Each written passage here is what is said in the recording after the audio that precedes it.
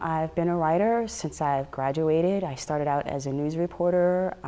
I transitioned into being a freelance writer. Along the way, I started doing multimedia projects, first on the web, and along the way incorporating other elements like theater and music and video into my projects. I've also been a web artist for a while. And right now, I manage a women's basketball website called hoopfeed.com, and I continue to blog and freelance write.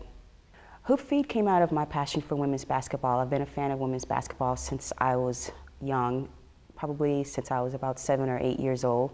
And I have cultivated that passion over the years, so as a result, I have a huge resource of basketball information and trivia in my head that I've just been carrying around for years. And a couple of years ago, I registered hoopfeed.com and I started the site, but I realized then that I wasn't able to put all of the work I wanted into it to make it a success. But a year ago, almost a year ago to the date, April 1st, I relaunched the site, and it quickly became very popular among women's basketball fans, coaches and players on all levels, from high school to college to pro players. And most of that popularity came from my Twitter feed. A lot of those people follow me on Twitter, and I interact with them almost on a daily basis, from fans to, like I said, coaches and players. Well, first of all, you have to have good content. You won't be able to generate income if there's nothing on your site that attracts people, that attracts visitors. So you have to have good content, and you have to update that content often. It depends on your field, but for me, in a field that is news-driven, it has to be updated on a daily basis with the latest information on what's going on in the world of women's basketball.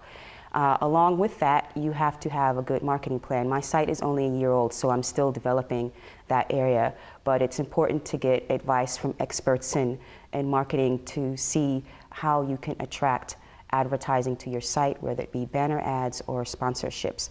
So a lot of what goes into generating income and monetization of your site goes back to research and finding out who your target audience is, and then using that to find out what good sponsors will be for your site and what advertisers would be interested in advertising on your site.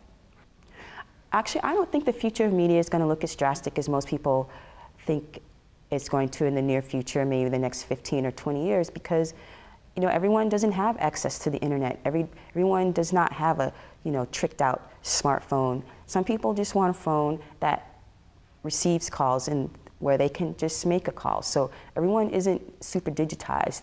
So there will still be legacy print in operation, I think, and for years to come, especially with magazines. The newspaper industry is changing. That area will shift a great deal.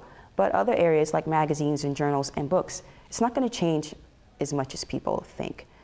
So I think that the publishing industry is finally over the hump of lamenting about, woe is me, the world is changing, and finally realizing ways to keep their customers and their readers. So, and we're seeing signs of that right now. So I don't think that it's going to be this huge sea change that people are thinking.